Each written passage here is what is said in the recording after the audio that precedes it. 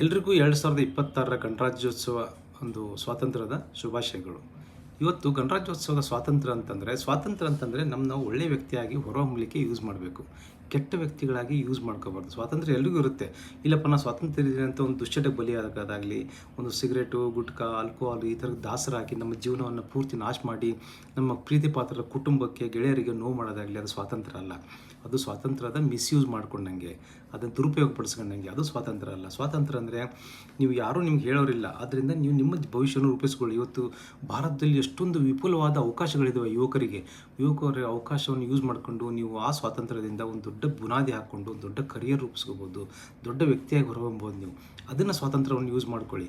ಆದ್ದರಿಂದ ನೀವು ಒಂದು ಒಳ್ಳೆಯ ಒಂದು ಶರೀರ ಹೆಲ್ದಿಯಾಗಿ ಇಟ್ಕೊಂಡು ನೀವು ಒಂದು ಒಳ್ಳೆಯ ಕರಿಯರ್ ಅಭ್ಯಾಸ ಮಾಡಿ, ಒಂದು ಸ್ಟಡಿ ಮಾಡಿ, ಒಂದು ಒಳ್ಳೆಯ ಕರಿಯರ್ ರೂಪಿಸ್ಕೊಂಡು ನಿಮ್ಮ ಕುಟುಂಬಕ್ಕೆ ಹೆಮ್ಮೆ ತನ್ನಿ, ನಿಮ್ಮ ದೇಶಕ್ಕೆ ಹೆಮ್ಮೆ ತನ್ನಿ, ದೇಶಕ್ಕೊಂದು ಒಳ್ಳೆಯ ನಾಗರಿಕರಾಗಬೇಕು. ಆದ್ದರಿಂದ ಅದು ಸ್ವಾತಂತ್ರ್ಯದ ಸರಿಯಾದ ಪ್ರಯೋಜನ.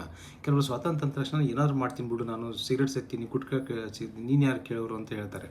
ಅದು ನಿಜ ಸ್ವಾತಂತ್ರ್ಯ ನಿಜವಾದಂದರೆ ನಿಮ್ಮ ಭವಿಷ್ಯವನ್ನು ರೂಪಿಸ್ಕೊಳ್ಳಿ.